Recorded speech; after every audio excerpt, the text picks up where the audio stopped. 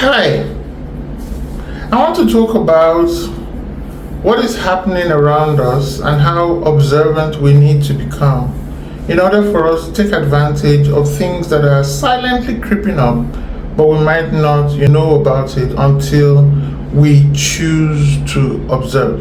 I remember growing up, I had bread sellers. I'm sure everybody here lives in some kind of community where hawkers exist, because we are in Africa. They hail you and they call out and sing, and you follow the bread seller like Peter Piper, and you're out there to buy bread. They seem to have disappeared, at least in places where I live now. For the past 10-15 years, I don't naturally see bread hawkers. They don't come out my way anymore.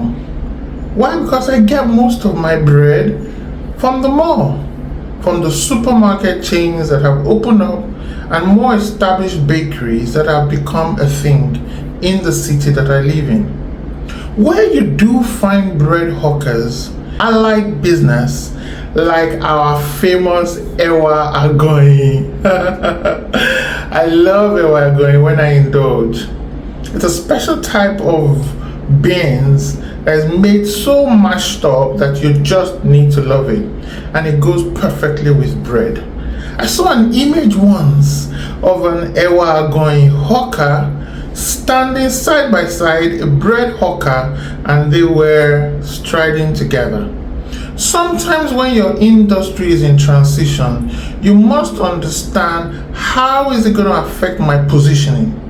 As a business, do I need to begin to look for partners that are better distribution systems, or have an inherent strength that I'm beginning to lose because of the transition?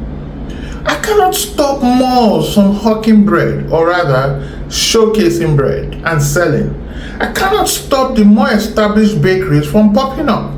It's a trend that I now need to adjust if I am a bread hawker and find, do I pivot from hawking bread and probably finding out what it takes to start my own bakery? Do I find an Agoyin seller who is still existing and has not become more modernized, and I work with him or her? Or do I exit this business entirely and take an inherent knowledge that I have picked up, probably the knowledge of the streets, probably the appetite, the taste of those that I have served, probably their buying power, and find another business to serve the same clients? Or do I exit the clients, the business, the market entirely and face another venture? These are all the questions you must answer. And these are things you do when you're doing your strategic analysis, and you must do it internally first, as well as with your henchmen. There are some businesses that are going extinct as Africa is on the rise. Africa is on the rise, but it's happening in dots. Soon it's going to happen in big circles, and so you will be unable to ignore. Imagine if you attempt to observe now, and you are intentional to see whether as an entrepreneur you need to pivot completely or pivot slightly. Talk to me. What are you observing in your own neighborhood?